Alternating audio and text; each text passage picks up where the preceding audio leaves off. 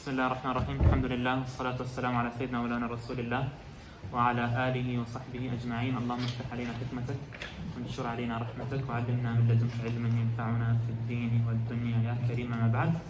All praise is to Allah subhanahu wa ta'ala. May his blessings be upon our beloved Prophet Muhammad sallallahu alayhi wa sallam. May Allah reward you for coming in this cold weather. Inshallah ta'ala, these moments where you will remember on the day of judgment in the night ta'ala. Alhamdulillah, as we continue to read the book that we started from, we are up to Ghusul. We are up to the chapter about Ghusul, about having a bath. Imam Abu Shujā rahimahullah ta'ala says, فصل والذي يوجب الغسل ستة أشياء ثلاثة تشترك فيها الرجال والنساء وهي التقاء الختانين وإنزال المني والموت وثلاثة تختص بها النساء وهي الحيض والنفاس والولادة.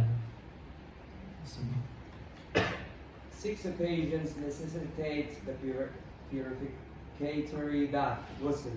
3 apply to both men and women: intercourse, ejaculation of sexual fluid, and death. 3 things are specific to women: menstruation, postnatal bleeding, and giving birth. Okay, so this section in fiqh, you'll find it in all books of fiqh, all madhabs. It's the section of Ghusul, and Ghusul in Arabic, in the Arabic language, means just to wash something. Ghusul, yeah. So Ighsil is wash. So someone, if they wash something, they would do a Ghusul to that thing. They would wash it. Now, in Arabic, it's to wash something. In fiqh, the scholars say that Ghusul, the term Ghusul, means a specific washing of your entire body. Specific washing of your entire body, meaning your entire outer body, not inner body, with a specific intention. So every part of your body that is visual, that is seen, needs to be washed. Your outer body means what we see. So our eyes, not inside our eyes, but outside. So your inner eyes don't need to be washed, of course, but the eyelashes and the curves, for example. Your nose from the outside needs to be washed, but you don't need to wash your inner nose. You don't need to wash inside your mouth, only your lips. You need to wash the outer part of your ear, but you don't need to pour water into the bottom of your ear. So the outer part of your body needs to all be washed from head to toe with intention, with a certain intention. So غسل جميع البدن بنية مخصوصة, washing your entire body, or letting water go over your entire body with a specific intention, is ghusl in fiqh. Anything that requires ghusl, makes ghusl compulsory to have, is called a major hadath. Not only a hadath, a major hadath or a major impurity. Hadath akbar. We know that something that breaks your wudu is called a smaller hadath, hadath asghar, a minor impurity. And we took that in the last verse. Something that breaks your ghusl is called a major hadath. It does not require wudu, but it requires ghusl. Now, like wudu, ghusl is very similar. It has 2 types. One type that is compulsory and one that is sunnah. So it's sunnah to make ghusl for certain things, and it's compulsory to make ghusl for certain things. The 6 things that the author mentioned that are compulsory are the first type of ghusl, which is the wajib ghusl. The ghusl that is compulsory, that is wajib. And this ghusl means that it's a condition in order for your prayer to be accepted, for your tawaf to be accepted, to take this ghusl. What are these 6 things? The first thing he said is intercourse. And of course, in fiqh, things can get a little bit specific when it comes to these matters, but it's only out of the intention of studying, inshallah ta'ala. So, intercourse in fiqh means that the top part of the man's penis needs to disappear totally in any private part. This includes haram and halal intercourse. For example, if someone was to, wal-iyadu billah, commit zina, they would have to make ghusl as well. They make tawbah, repent to Allah, and also do ghusl. If someone was to the door?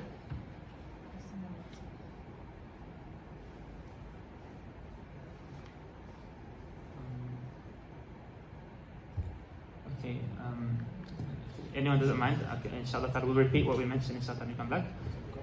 Yes, the front door. The front door. After, you know, the last place. They're not going to the side. They're going to the front. Oh, so the side doors, the gate's open. The gate is open. I just send the pictures that we sent. How to get into the side. They just don't know how to get into the side, basically. Yeah.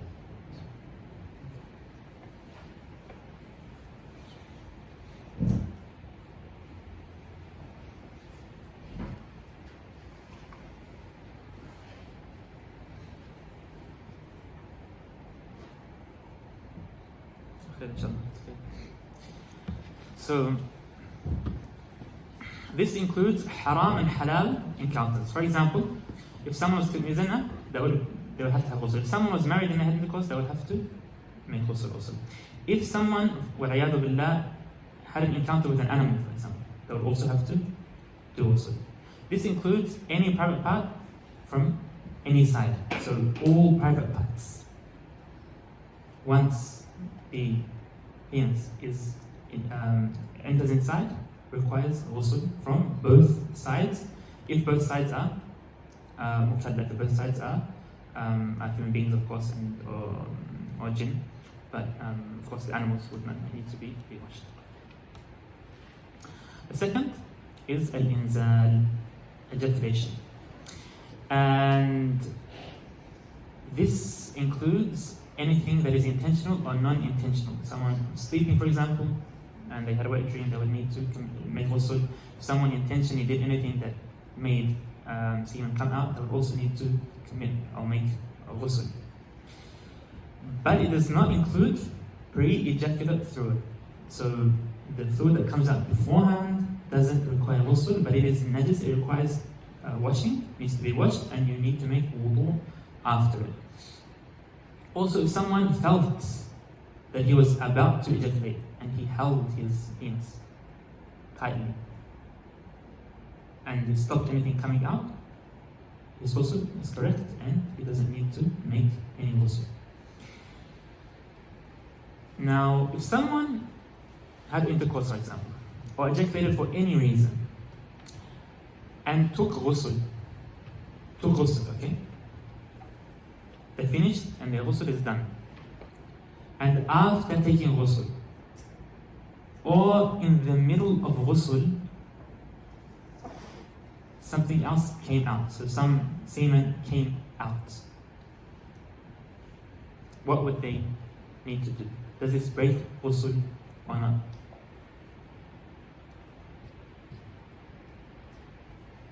Any answers? It breaks ghusl with one condition. Okay, with one condition. That condition is that it is your own liquid that came out through the encounter that happened. For example, if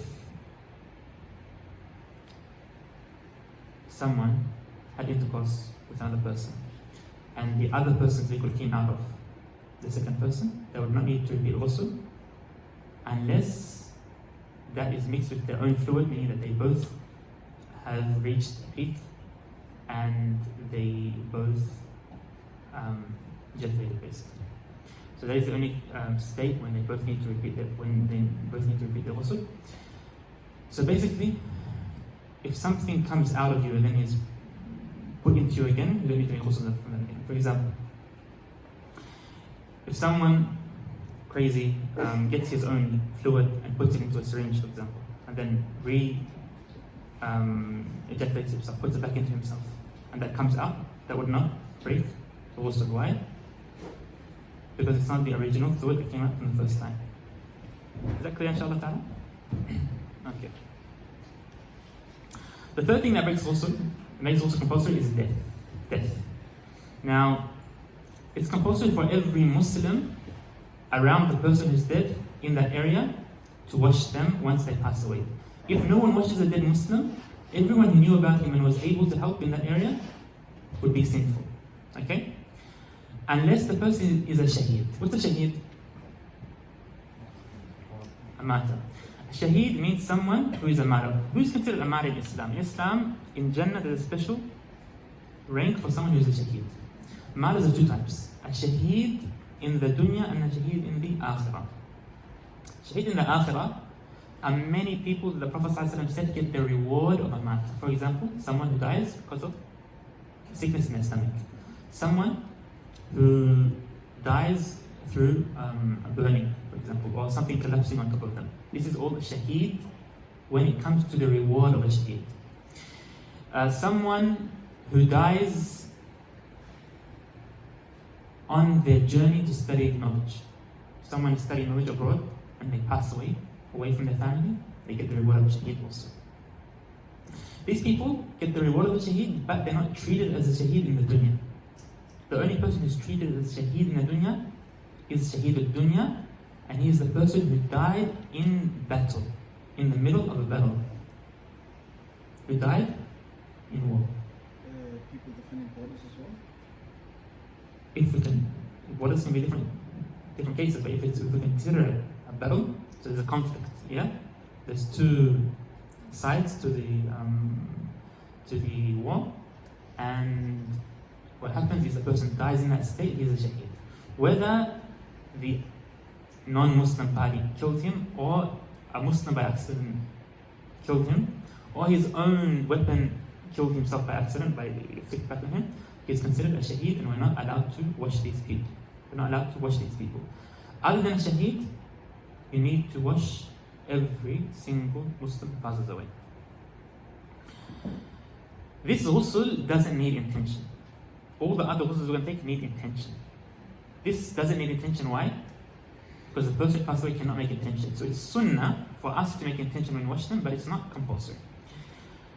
And the rest of the details of this ghusl are going to come in the book of Janaiz when it comes to talking about the rulings of the deceased, inshallah ta'ala. The fourth thing and the fifth thing is hayd and nifas, so menstruation and postnatal bleeding, and also the sixth one is giving birth. These things all require ghusl, and they will be covered in the section of hayd, inshallah, which is the next verse, inshallah ta'ala. After he says فصل وفرائض الغسل ثلاثة أشياء النية وإزالة النجاسة إن كانت على بدنه وإيصال الماء إلى جميع الشعر والبشرة. It has three obligatory actions: intention, removing filth from one's body, if any, and water reaching every part of the hair and skin. So the first obligatory action in ghusl is intention. And we know most of the details of intention because we spoke about them in wudu. We're going to talk about the intention of ghusl and how to make it here, inshallah ta'ala. But the rulings of intention are similar to wudu. The first thing, what do you intend? In ghusl, you intend to lift the hadath, if you want, the impurity, the virtual impurity, or the major hadath, if you want. That's also fine. Or you can intend to make salah permissible. So it's haram to pray when you haven't taken a shower. Once you take a shower, it becomes halal. It becomes permissible to pray. So you can intend to make salah permissible, or to make reciting Quran permissible, to make touching the Quran permissible, to make sitting in the mosque permissible. But these things are all haram before you do ghusl. So you can intend to make them permissible. That intention is enough, and it removes the hadath of you. The third thing you can intend is to do the compulsory ghusl. To do compulsory ghusl. Ghusl that is compulsory. These things are all enough, inshallah ta'ala. But it's not enough to just intend tahara. You go under the shower and you intend tahara. That's not enough. You can't just intend tahara. Yeah? Unless you intend a specific tahara, so you say tahara from the major hadath. In that case, it would be significant, inshallah. You can't just intend ghusl by itself. Ghusl by itself, yeah? But if you intend compulsory ghusl, then that is enough, inshallah ta'ala. When do we need to make intention? In wudu, we said we have the pillars of wudu, yes? Face, hands, wiping your head and washing your feet. And we said we need to intend with the first fard of wudu, the first compulsory part of wudu. What about ghusl? Does ghusl have parts? No, your whole body is one part. Your whole body is one part of ghusl, okay? So we don't have parts. When should we intend ghusl, if that's the case? When the water is touching. Anywhere, yeah? As when the water is touching any part of your body, the moment you intend your ghusl starts. So if you decide to start with your feet, for example, okay? You're in the shower and you put your feet under the water and you intend, khalas, your ghusl starts. The clock starts and your ghusl begins from then. Once you wash the rest of your body, your ghusl is done. You don't need to remember your intention after that. After you intend for 1 second while the water is touching any part of your body. That's enough. Now, what if you have broken your ghusl but also broken your wudu? If you've broken your ghusl but also broken your wudu. Most people, for example, if they're not on ghusl, they're not going to be on wudu. They would have gone to the toilet, slept, anything, and they've broken their wudu. Do we need to intend to lift this minor hadath, the minor impurity, and the major impurity, or do we don't?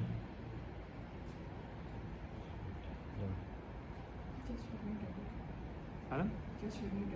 But do you need to? Do you have to? If your wudu is broken, Yes, so your wudu is broken and your ghusl is broken. Do you have to? Pardon? do you just do the wudu? Just wudu without ghusl? Oh, if No. the ghusl is Yeah, broken, they're both broken, both. Oh, then Okay, yes. so do you have to do both or just one? if you want to pray, then you have to do. No, you don't have to do both. So if your wudu and ghusl are broken, first of all, you do not have to do both. Ghusl is enough. Ghusl is enough for both. Number two, you also don't have to intend both. You do not have to intend lifting both. If you intend to lift the major hadath, the major impurity, the smaller one gets removed immediately. Some scholars say even if you intend to not lift the smaller hadath, it still gets removed. So if you perform a ghusl, then you can just pray salah. Yeah, that's it, khalas. As long as it's a compulsory ghusl, not a sunnah ghusl, yeah? Compulsory ghusl. But then we said that al-muwala is like the sequence in wudu is mandatory, right? No, sequence in wudu is sunnah. Sorry. Order in wudu is mandatory, sequence is sunnah, yeah? Mm. Ghusl, none of them are mandatory. So you can wash your hands and wash your face after an hour, it's all fine. Yeah. In any order you want, it's fine. Any order you want, any way you want, it's okay. In wudu. In ghusl. In ghusl, but what about wudu? So Wudu, the order is important, just the the order. order is important. Yes. So if you're doing ghusl, but for example, you start from top to bottom. Even if you start from bottom to top, your wudu is correct. Why? Because we're not doing wudu here, we're doing ghusl. We're doing ghusl only. Your wudu happens without you doing wudu. It happens under the ghusl. The ghusl, because ghusl is greater than wudu, so they both lift by themselves. So should you don't have to do the ghusl, your ghusl first, and then do the wudu? No, you don't. Just ghusl. Do as long as you have made the intention for both together. No, you don't need to make intention for both. Just the ghusl is enough. Ghusl and intention ghusl, they're both enough. Now, if we're going to take that it's sunnah to make wudu, it's sunnah. But it's not compulsory. Yeah? So we're going to get there, inshallah. The author mentioned So if you need to make ghusl for two obligatory acts, you can just make one's enough. One's enough. So if you have to make ghusl for two things, one ghusl, intention of ghusl for one of them is enough. If you want to make wudu for two things, the same thing, one is enough. So, inshallah, intention of compulsory ghusl removes any type of virtual impurity, no matter what. Okay. The author mentioned the third condition, which is removing filth before the ghusl. But I'm not going to mention the slides because according to the mu'tamad, you have to get used to this word mu'tamad. What's mu'tamad mean? Huh? That's the stance of the later scholars in the madhab. Sometimes inside a madhab you find different opinions. Okay?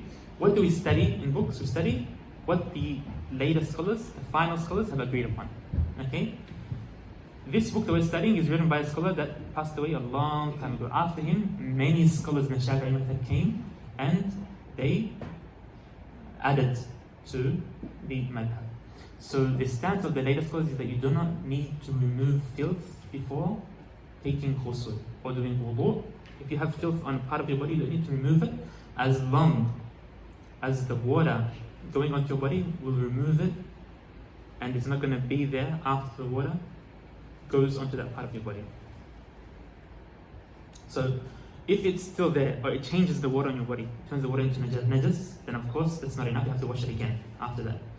But if it's only a little bit of najas, a tiny bit on your body, your ghusl water will remove it by itself. You don't need to wash yourself twice just because you had some tiny bit of najasa on you. That is the mu'tamad, that's the approved, the late opinion of the Shafi'i scholars. After that, he says, وَالسُّنَنُهُ خَمْسَةُ أَشْيَاء التَّسْمِيَةُ وَالْوُضُوءُ قَبْلَهُ وَإِمْرَارُ الْيَدِ عَلَى الْجَسَدِ وَالْمُوَالَاةُ وَتَقْدِيمُ الْيَمِينِ الْيُمْنَى عَلى الْيُسْرَى. فصل والأغسال المسنونة 17 غسلة: غسل الجمعة وغسل العيدين والاستسقاء والخسوف والكسوف والغسل من غسل الميت وغسل الكافر إذا أسلم والمجنون والمغمى عليه إذا أفاق والغسل عند الإحرام ولدخول مكة والوقوف العرفة والمبيت من مزدلفة ولرمي الجمال الثلاثة وللطواف وللسعي ولدخول مدينة رسول الله صلى الله عليه وسلم. It has 5 recommended actions: saying Bismillah ar-Rahman ar-Rahim, making ablution beforehand, rubbing the hand over the body, performing the actions consecutively, and washing the right side first. There are 17 occasions on which the purificatory bath is recommended: for Friday prayer, the day of the 2 Eids, the drought prayer, the solar and lunar eclipse prayer, after washing the deceased, entering Islam, insanity, regaining consciousness, entering the state of pilgrim sanctity, entering Mecca, standing on Arafah, staying the night at Muzdalifah, throwing the 3 pillars, circumambulating the Kaaba, and traversing between Safa and Marwa. Okay. Sunnah or non-compulsory ghusl. Like we said, there's another type of ghusl, of taking a bath that is not compulsory, but it's sunnah. You should do it, it's recommended. So sunnah means non-compulsory or recommended in fiqh.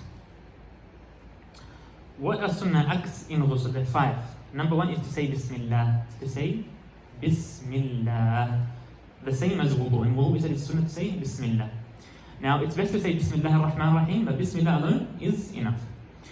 Also, it's best to start with Bismillah. But if you forget, or even if you don't forget but you choose, which is not recommended, but you choose to say Bismillah in the middle of the just before you finish, it's fine as long as you don't say it after you have finished your ghusl. So Bismillah, it's best to say it at the beginning, but if you say it throughout your ghusl, it's also significant. It counts and you get the reward of Bismillah, inshallah. If you have a major period on you, while you say Bismillah, you can't intend by saying Bismillah ar-Rahman ar-Rahim that you're reciting an ayah of Quran, because it's haram to recite Quran when you're on a major period. So you have to just say Bismillah with the intention of saying Bismillah or dhikr or something like that, but not Quran. Bismillah is an ayah of the Quran. So we don't intend to recite Quran when we're saying it if we're on a major period.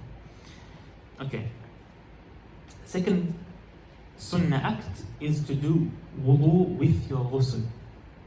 Whether your wudu is broken or not, it's sunnah to make wudu with ghusl, to do both.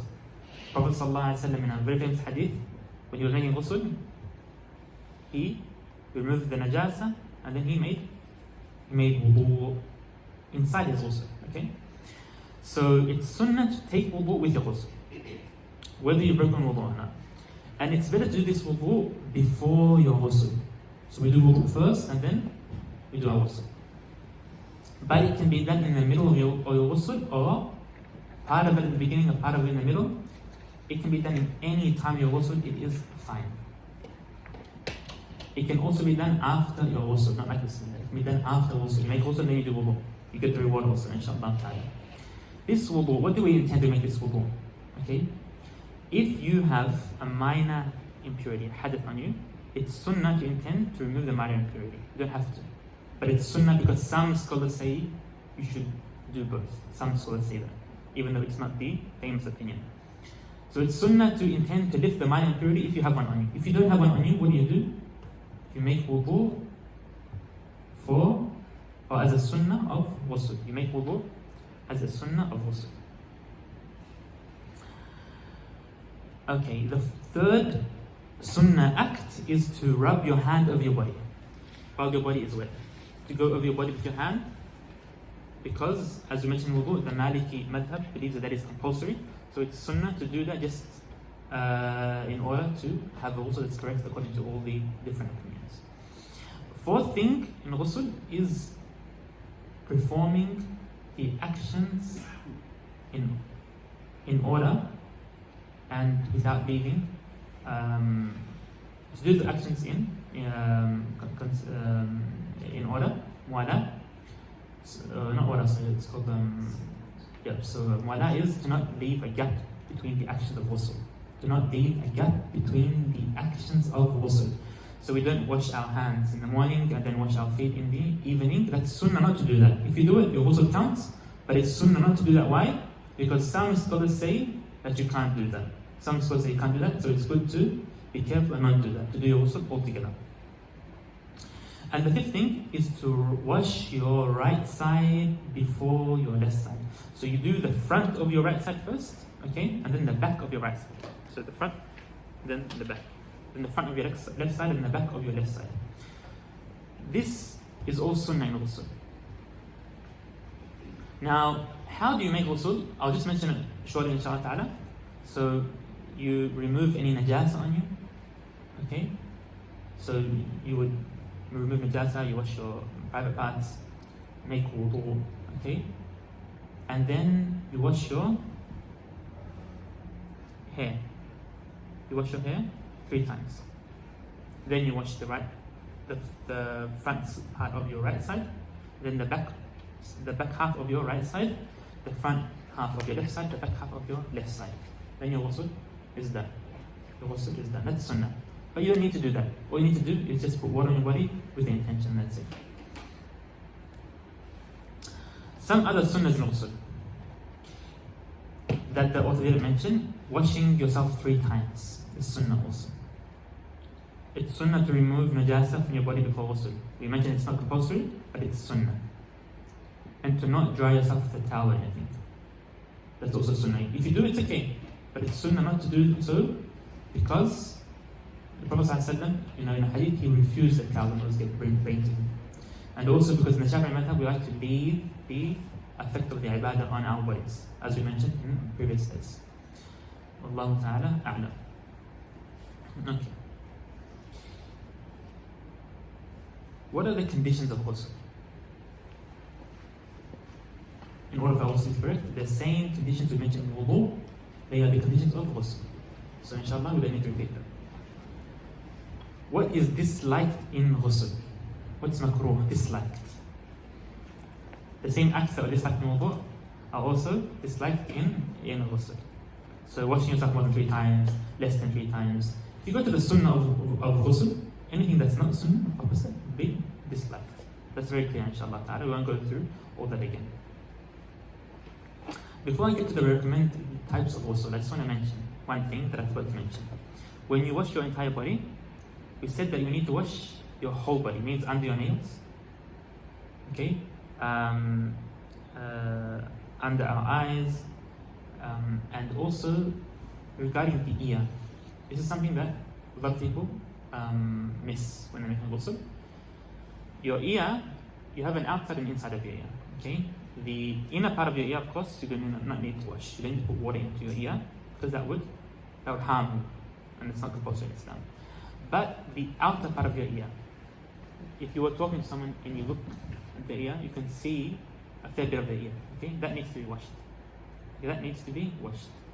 So how do you do that without harming yourself? You get water in your hands and you go down with your head and you put your ear onto that handful of water, and that's it. Is it clear? So if we get water into that, your ear would be washed, and that counts. You don't need to rub, but water needs to get there. How does it get there? How does it get into your ear? Rubbing is not enough for ghusl, yeah? Has to wash it. So how do you wash it? You don't. If you put water into your ear, it counts, but you're going to harm yourself if you do that every time. So you get water with your hands and you just do that, and then your ear is done. As long as the water got there, that's it. Okay, the recommended types of ghusl. The first thing is ghusl for Jumu'ah. Ghusl for Jumu'ah is severely recommended, okay? And it's the most important type because some scholars believe that it is compulsory. Prophet ﷺ said in the hadith, غُسْلُ الْجُمْعَةِ وَاجِبٌ عَلَى كُلِّ مُحْتَلِمٍ. Ghusl Jumu'ah is wajib. What's wajib mean? It means compulsory, but in the hadith doesn't mean compulsory. It means it's severely recommended, okay? So Imam Shafi'i in his old school, in his old opinion, used to believe it was compulsory. You know how Imam Shafi'i has two opinions, an old school that he used to have, and then he changed his opinions later on when he went to Egypt. In his old opinion, he used to believe it was compulsory to make ghusl for Jumu'ah. So it's highly recommended because some scholars believe it's compulsory. Now, if ghusl will prevent you from going to Jumu'ah early, it's better to still start with ghusl. So ghusl is very important on the day of Jumu'ah. And it is only sunnah for the person who is attending Jumu'ah. If you're not attending Jumu'ah, it's not sunnah to take ghusl. Only the one who's attending Jumu'ah. And the person, of course, some people won't attend Jumu'ah for a reason. For example, someone's traveling, someone's ill, they're sick. For any reason, they don't attend Jumu'ah, they don't need to make ghusl. The time for ghusl Jumu'ah starts from Fajr. From the Adhan of Fajr, okay? From the Adhan of Fajr, you can make ghusl for Jumu'ah. Not from midnight, from Fajr. And not from the day before. It starts from Fajr. So the time for ghusl starts from Fajr. Not like reading Surah Al-Kahf starts from when? From Maghrib the day before. But the ghusl for Jumu'ah starts from Fajr. And it's best to do this ghusl just before you leave. Why? So that you're fresh. You go when you're fresh. If you do it too early and then you start working and do all these things all day, then you fit the purpose of taking ghusl. Okay, the second type of recommended ghusl is ghusl for Eid. Both Eids, Eid al-Adha and Eid al-Fitr. Now Eid al-Adha is coming, so inshallah we intend to do this sunnah inshallah ta'ala and get the reward of it just in a few days inshallah ta'ala. Now the ghusl for Eid starts from the middle of the night. How do we calculate the middle of the night? From Maghrib Adhan until Fajr Adhan, okay? That is the night. Count the hours or the minutes from Maghrib to Fajr and split it in half. That's middle of the night. From Maghrib to Fajr, between that is the middle of the night. So the ghusl of the Eid starts in the middle of the night. And ghusl of Eid is recommended for everyone, even those who are not attending Eid. For those who are not attending Eid, it starts in the middle of the night, and when does it end? It ends at Maghrib the next day. So even after Eid prayer, you can take ghusl. You have to take ghusl. And you get rewards inshallah ta'ala for doing so. Okay, the third one is ghusl for rain prayers. Or the prayer of drought. When we're asking Allah subhanahu wa ta'ala for rain, you should have ghusl before you go to rain prayer. When does that start? You do it before you go to prayer. Ghusl for eclipse. Once the sky starts to change, the eclipse starts, you take ghusl, and you can take ghusl until the eclipse ends. Once it ends, you can't take ghusl, of course. Ghusl for a person who performs ghusl on someone who passed away. It's sunnah to take ghusl. It's compulsory if someone passed away to be washed. But it's sunnah for you if you wash someone to take ghusl. Also, if a kafir enters Islam, it's sunnah for them to take ghusl. It's not compulsory. Many people say, Shadu la ilaha illallah, yalla, take ghusl. You have to take ghusl straight away. According to Imam Shafi'i rahimahullah, it's not compulsory for a non-Muslim to take ghusl if they enter Islam, because Rasulullah sallallahu alaihi wasallam used to go with a lot of people. And most of the hadith don't mention that they used to tell them to make ghusl when entering Islam. Most of the hadith. there's a few narrations, but there's one famous narration where the Prophet ﷺ told one of the Sahaba to shave the hair that was on his body and take ghusl once he accepted Islam. This is both sunnah to do. Now, this is only not compulsory with a condition. And that condition is that the person didn't commit anything that breaks their ghusl while they were kafir. If throughout their life they committed something that broke their ghusl, then they would need to take ghusl for that reason. It would be compulsory, it would not be sunnah. But what do they intend when making ghusl? They don't intend ghusl of Islam. They intend ghusl from the hadith that they have, to remove the impurity that's on them, not ghusl of Islam. So it's important to pay attention to this. So most non-Muslims, they need to take ghusl once they enter Islam because they're on a major impurity.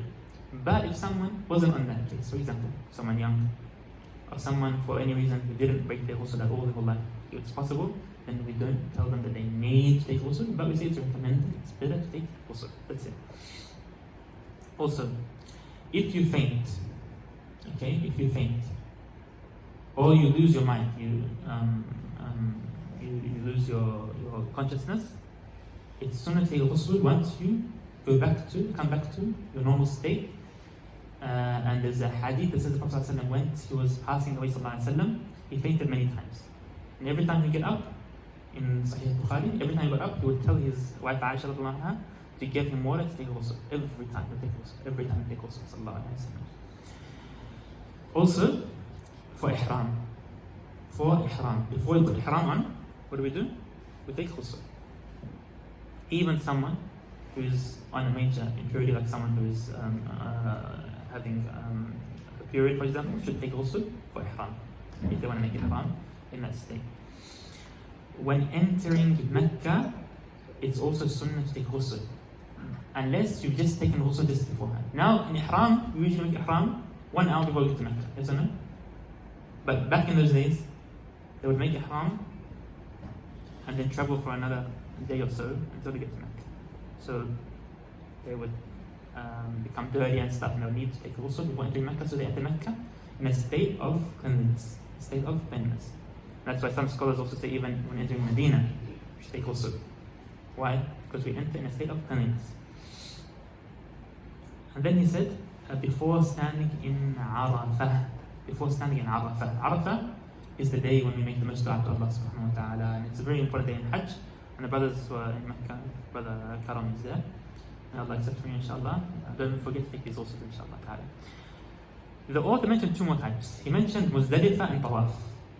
According to the late scholars in the madhab, these are also not mu'tamad. These are not opinions that the late scholars agree with. It's not sunnah according to the majority of the scholars in the Shafi'i madhab to take ghusl for Muzdalifah, nor is it for Tawaf. Even though they mentioned in the book. So some scholars believe that it's sunnah, but the later scholars usually say that it's not sunnah to do so. Allah Ta'ala a'lam. Any questions in Ghusl? He also mentions sa'i and during the 3 periods. Yes, and sa'i and during 3 periods. We didn't mention it here. That is sunnah. They're in the book, but they're not on them. So are they? Yes. So during the Jama'ah stuff is sunnah, of course, that's correct. But I didn't add it to the presentation myself. Just missed it, inshallah ta'ala. But it is sunnah. It is sunnah to take also for in that case, inshallah ta'ala. That's what. So after the ghusl of Jum'ah, you need to do wudu after that because it's not compulsory. Yeah, if you don't have wudu and you make ghusl for Jum'ah. So if you don't have wudu and you want to make ghusl for Jum'ah, yes, you have to take wudu after it. Or while you're taking ghusl, you can intend to make wudu. It's fine, but you need to intend to make wudu. You can't just do ghusl for Jum'ah and then say that's it. I don't need to do this. Yes, sir.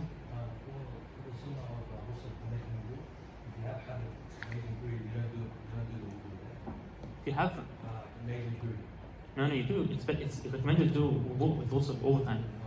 Yes. So saying Bismillah before ghusl For Imam Ahmed, Abdul-Rahman, is it compulsory like a wudu? Yes, Imam Ahmed believes it's compulsory to say Bismillah before.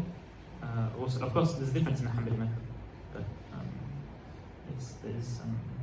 there is a very strong opinion that it's compulsory. And you mentioned we can still say Bismillah in the middle of the Ghusl. Yes, wudu. yes. So for those who say it's compulsory, does it? Imam Ahmed, rahimahullah, believes that if you forget, you can say it in the middle. Only if you forget. But anyway, that's in the Hanbali Fiqh. But if you forget and you remember in the middle, then you can say it. In the Shafi'i method, even if you intentionally leave it, you can still say it in the middle. So there's a bit of difference there. Sorry, another one. Is there I couldn't imagine a way where a major impurity would happen without a minor?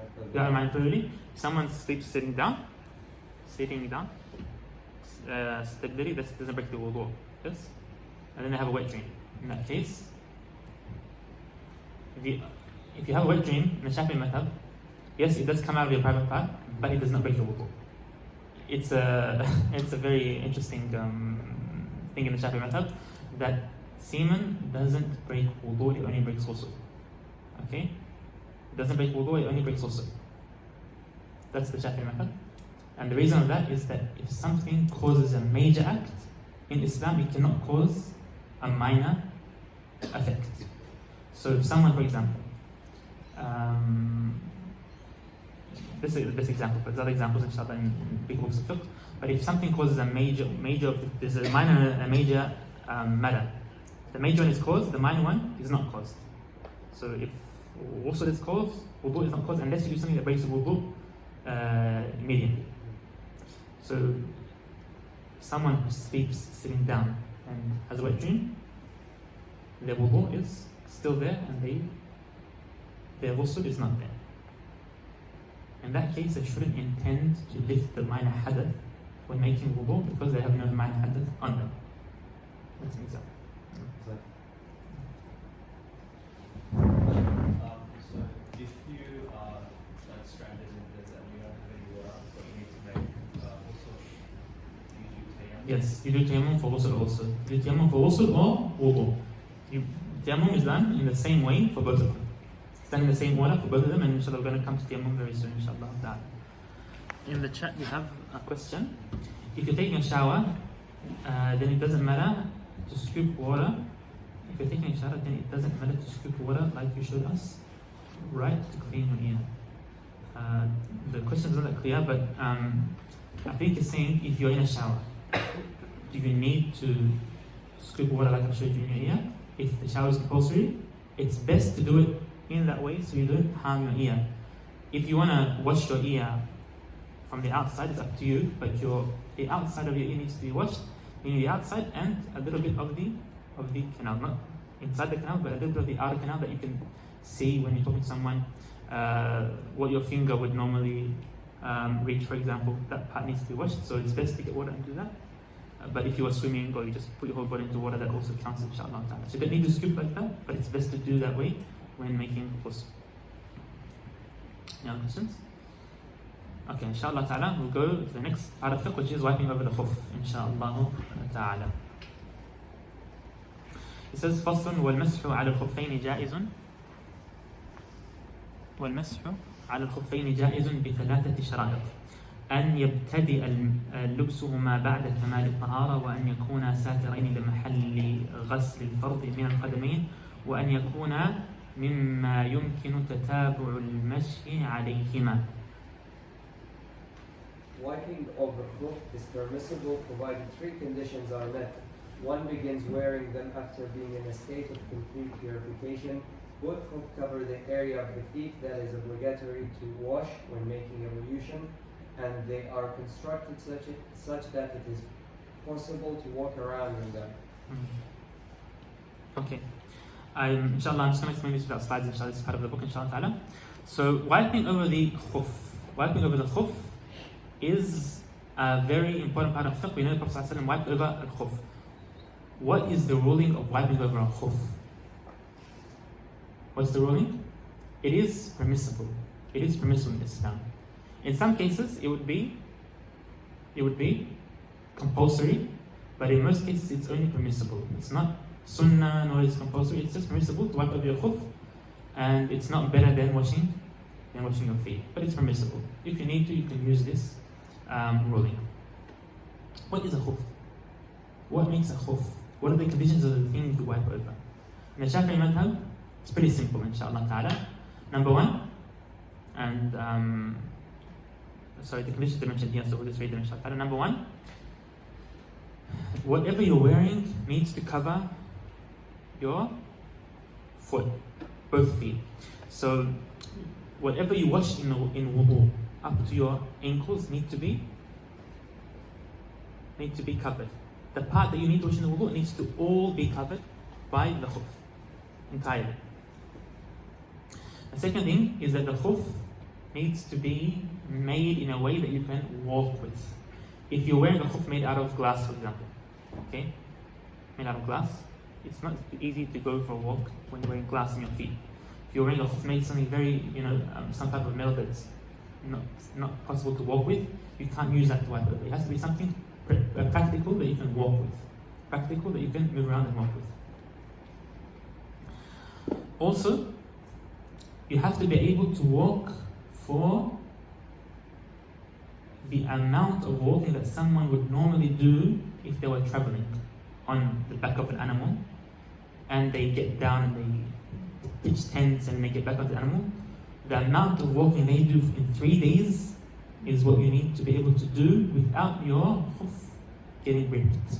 So you have to be strong enough to hold walking for about 3 days, not walking for 3 days straight, but doing what people do when they're traveling. So just getting down and walking a bit and walking around for 3 days when you're traveling, in the old days, of course.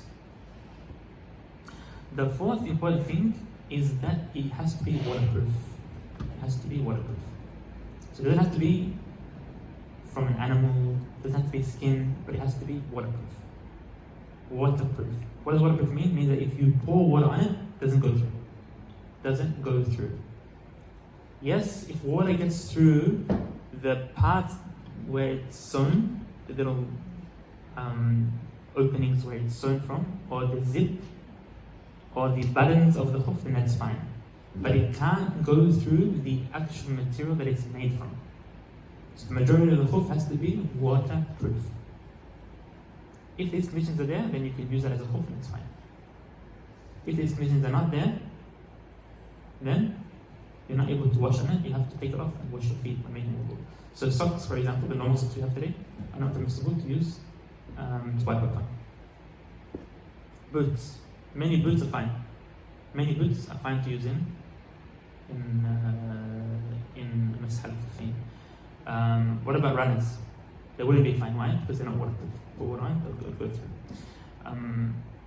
I've heard the socks that now that they make that is waterproof.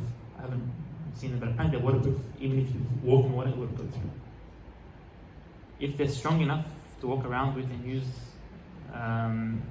in your daily matters, then inshallah ta'ala that would be permissible to use for also, inshallah ta'ala. They can't have any holes in them. Small little holes or anything like that, because that would make them not waterproof, of course. And it would make them not cover the part that you have to wash it also, of course.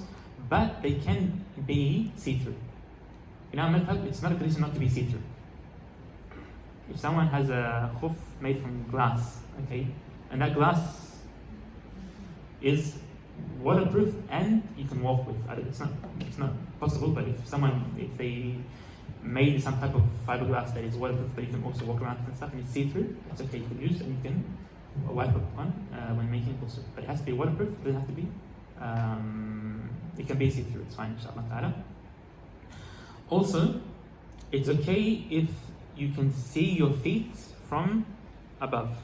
So if the top of the khuf is wide and you can see your feet, it's okay. As long as you can't see your feet through the buttons or the zip or any other part of the khuf, it's fine, inshallah ta'ala. These are the conditions of wiping on a khuf. Any questions? Yes. The ones with the zip, are they allowed? Yes, Boots? yes. The zip is okay. But other than the zip part, it has to be waterproof. The rest of the khuf. But the zip is okay. Even if water goes to the zip, it's okay. because any zip is not going to be waterproof, of course. And around the zip, a little bit of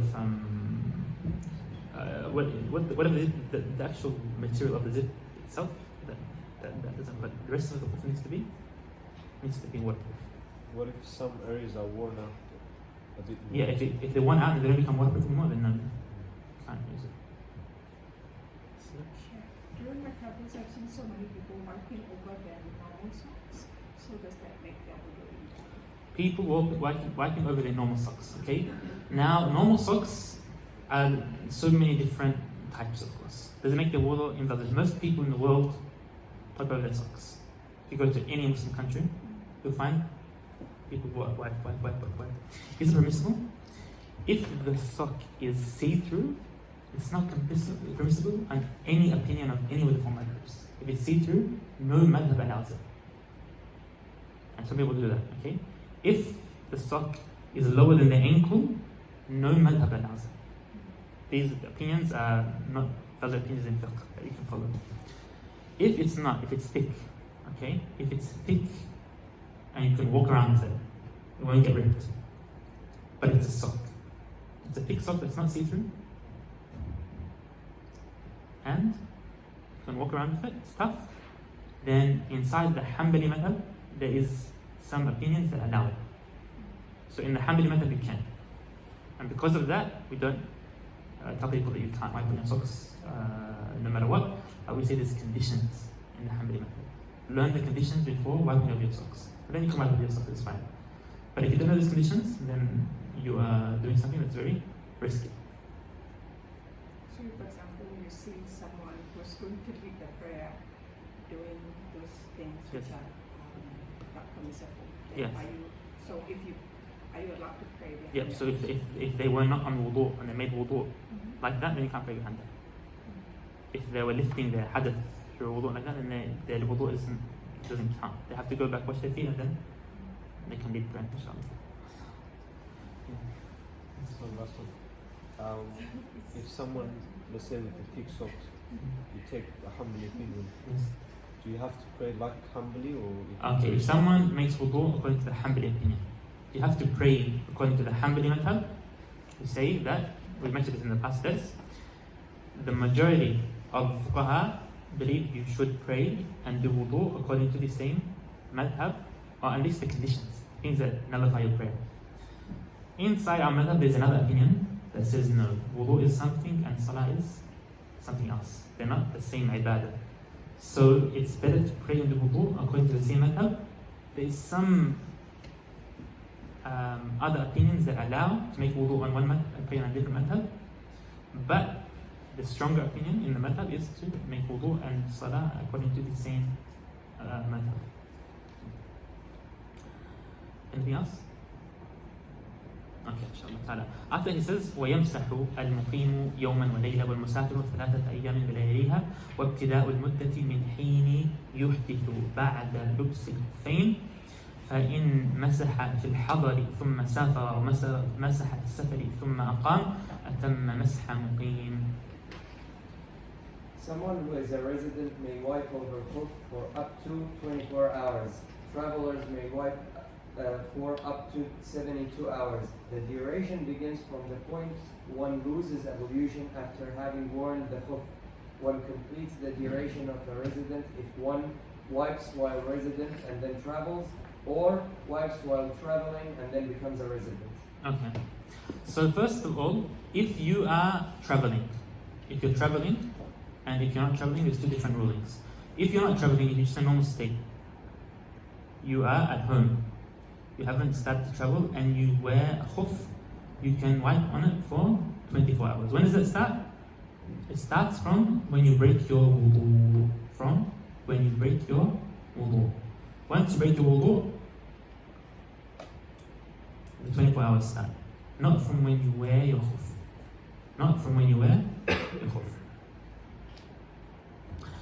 But if you are traveling,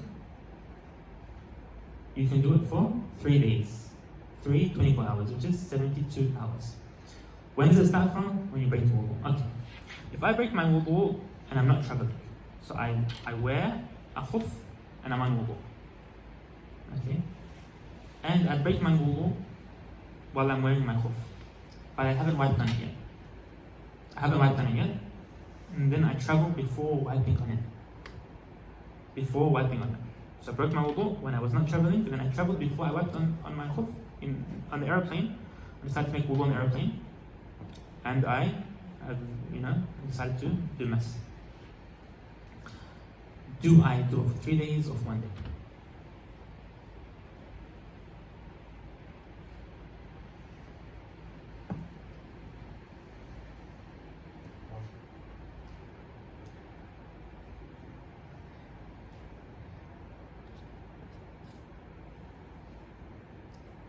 You do it for 3 days. 3 days, yeah? Not 1 day. Why 3 days? Because your wiping is all done when you're traveling, so you are a traveler. But when does the 3 days start? Not from when you wiped, from when you broke the wudu. The 3 days start from when you broke the wudu, although the counting and considering yourself a traveler or not starts from when you wipe. So considering yourself a traveler or not starts from the moment you wipe, when you make wudu. But the hours that you are going to consider start from when you broke your wudu. So they're two different things. That's the most important thing to understand here in this part of the book, inshallah.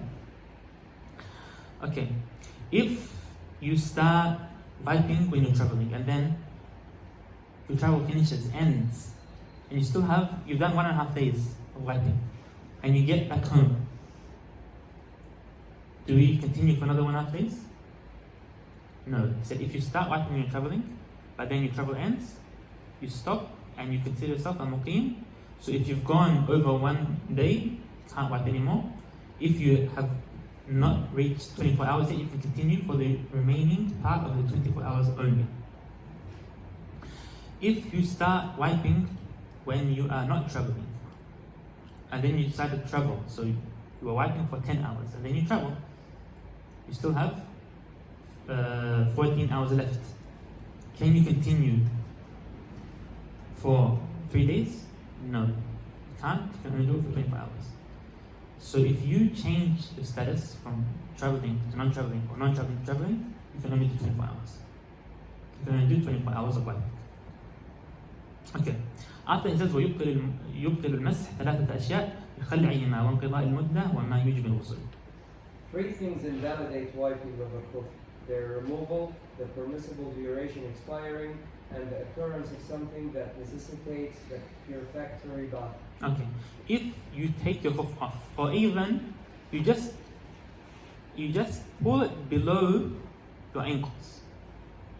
If a bit of your khuff goes below your ankle, so for example, you're trying to fit into a shoe or something, and your foot got stuck in the shoe. When you took your shoe off, what happened? Your khuff partially came off. A little bit of your ankle showed. You can't wipe on it anymore. You can't wipe on it anymore unless you didn't start wiping it. That's fine. Yeah. But if you started wiping, you can't continue to wipe. Or if you haven't broken your wudu, yeah, you didn't wipe it. If you've broken your wudu or you started to wipe, then you can't continue to wipe on your khuff once a bit of your ankle shows. Or you take the whole thing off, the same thing. You can't wipe on it anymore. If your 24 hours or 72 hours finish, you also cannot continue to wipe. What do? Take it off and you wash your feet. You don't need to start wudu again if you're on wudu, but you need to wash your feet and your wudu will be correct, inshallah ta'ala. So if you made wudu with your khuff and you didn't break your wudu at all, you're on wudu, but the time ended. So for example, my time ends at Isha. I made wudu for Maghrib with my khuff on.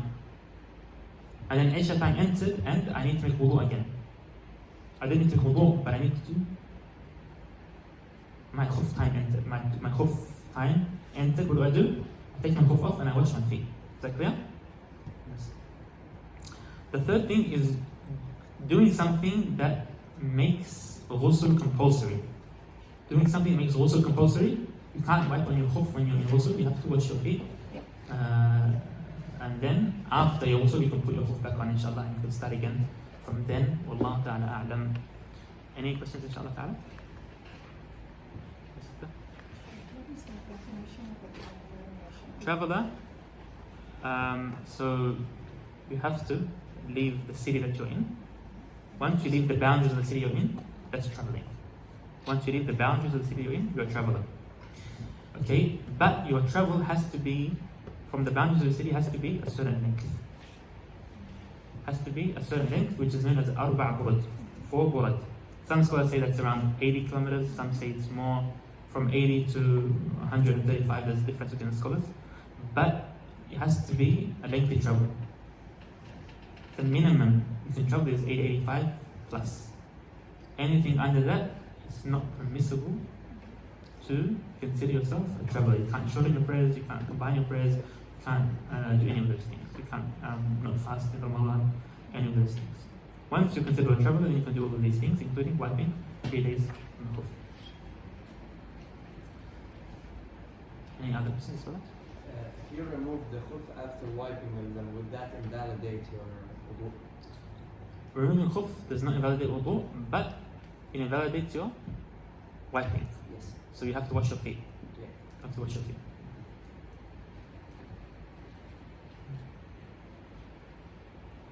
Okay, inshallah. Any questions? Okay. Okay, so inshallah we'll stop here for this test, inshallah, and next week is Eid, so we'll Mubarak, and inshallah we're not going to make you guys come in Eid. I'm sure everyone's got planned business and stuff. The week after is the last week of the month, so we don't have a dance the last week of the month. So if we change that, then the whole schedule is going to change. So inshallah ta'ala we'll start from the beginning of next month, of July, inshallah ta'ala, and that would be after the first week of school, inshallah ta'ala. So it's a good start. Everyone gets a mid-year break, inshallah ta'ala, Eid break, and then bidnillah ta'ala we start. And the first next class, inshallah, hopefully we'll finish Tahara, and we might take a short quiz after Tahara, inshallah ta'ala. And also, inshallah, we'll physically take the names every class from next term, inshallah ta'ala, from next test, inshallah ta'ala. That way, inshallah ta'ala, it's more regular, bidnillah ta'ala. الله تعالى أعلم. صلى الله عليه وسلم محمد وعلى آله وصحبه وسلم.